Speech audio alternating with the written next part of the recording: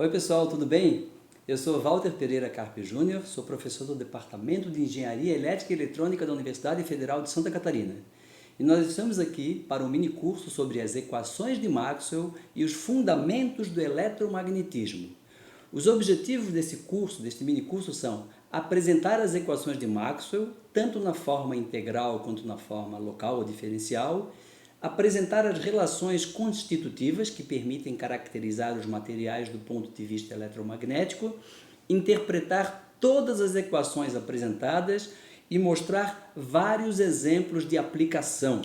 Vamos também abordar alguns tópicos adicionais, como equação da continuidade, vamos derivar ou obter as leis de Kirchhoff, condições de fronteira de passagem dos campos, falar nos diferentes tipos de potenciais, equações de Poisson, equações de Laplace e, por fim, vamos falar rapidamente sobre ondas eletromagnéticas e métodos numéricos.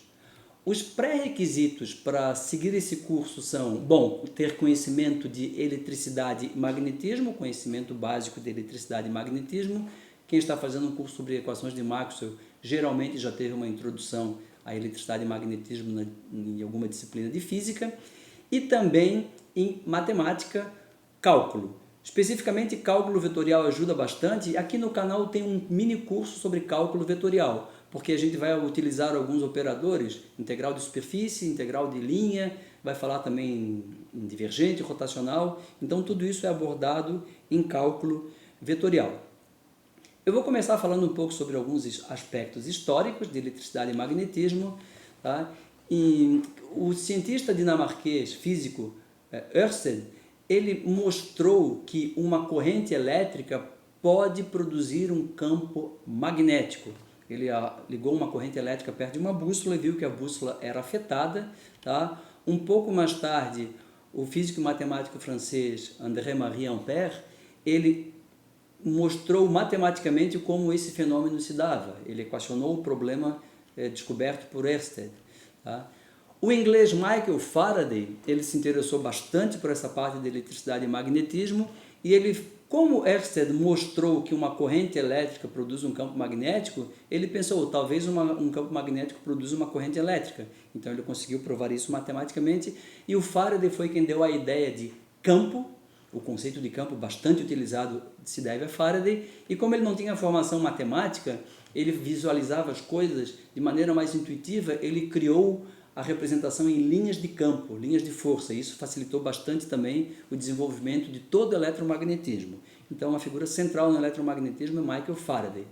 Baseado nos trabalhos principalmente de Faraday, veio o escocês James Clerk Maxwell. Ele desenvolveu, juntou todas as equações que já haviam do eletromagnetismo, tá, num pacote único de equações, e ainda introduziu um conceito bastante importante que a gente vai ver no futuro, e a partir daqui se pôde deduzir, por exemplo, as equações de ondas eletromagnéticas, se provou que a ótica era um ramo do eletromagnetismo, etc. As equações de Maxwell inicialmente não eram tão simples quanto a gente conhece hoje, então veio mais o inglês, o Oliver Heaviside, e escreveu as equações de Maxwell como a gente conhece hoje. Tá? As equações de Maxwell, elas descrevem todos os fenômenos eletromagnéticos, todos, em qualquer frequência, tensão e corrente em circuitos elétricos de corrente contínua, corrente alternada, campos gerados por cargas e correntes elétricas, ondas eletromagnéticas, como funciona o motor elétrico, gerador elétrico, transformadores, microfones, alto-falantes, antenas, fornos de micro-ondas, tudo que funciona baseado em eletromagnetismo é descrito pelas equações de Maxwell. Essas equações, elas foram publicadas originalmente pelo Maxwell entre 1861 e 1862, mas eram 20 equações. Já vou mostrá-las daqui a pouco.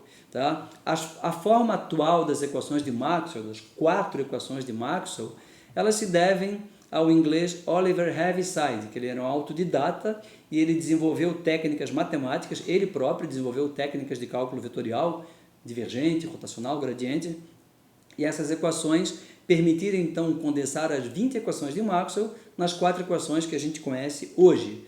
Aqui estão as 20 equações de Maxwell em sua forma original. Elas são complicadas, eu não vou entrar em nenhum detalhe, era só para mostrar como elas foram publicadas inicialmente, certo?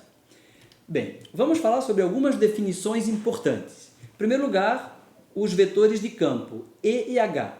E é o campo elétrico e H é o campo magnético.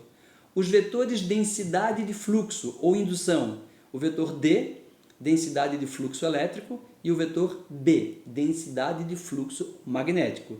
Tem também a densidade de fluxo ou densidade de corrente de condução, JC. E por fim, densidade volumétrica de carga, ρ. Eu sou da área de engenharia, na área de engenharia é bastante usual chamar o H de campo magnético e o B, densidade de fluxo magnético ou indução magnética. Muita gente da física chama o B como campo magnético.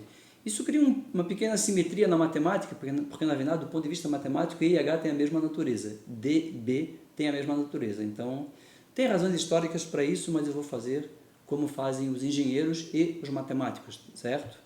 Bom, antes de falar sobre as equações de Maxwell, vamos falar um pouco sobre campo vetorial, já que as equações envolvem campos vetoriais, certo?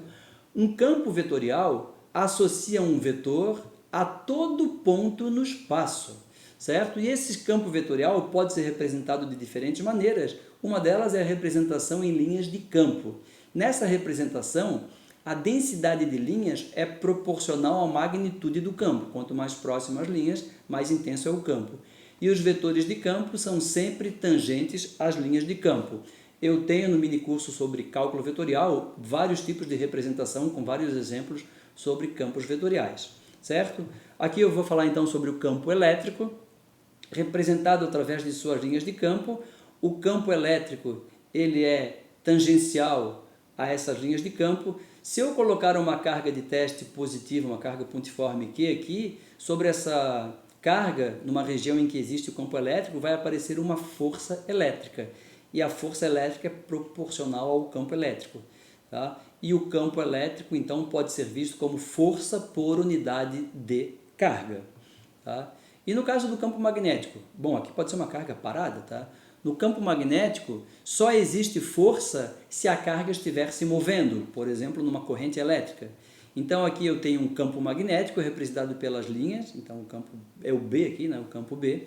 Aqui eu tenho uma partícula, uma carga elétrica se movendo para baixo com uma velocidade V, e isso faz com que apareça uma força magnética saindo aqui do plano da tela, e essa força é dada pelo produto vetorial de V por B. Tem ainda o fator carga aqui, certo? Então, usando a regra da mão direita, eu faço o produto vetorial de V por B e obtenho uma força saindo. Então, o campo magnético só atua sobre cargas em movimento. O campo elétrico atua sobre qualquer carga. A força total seria a soma dessas duas, é conhecida como força de Lorentz, certo?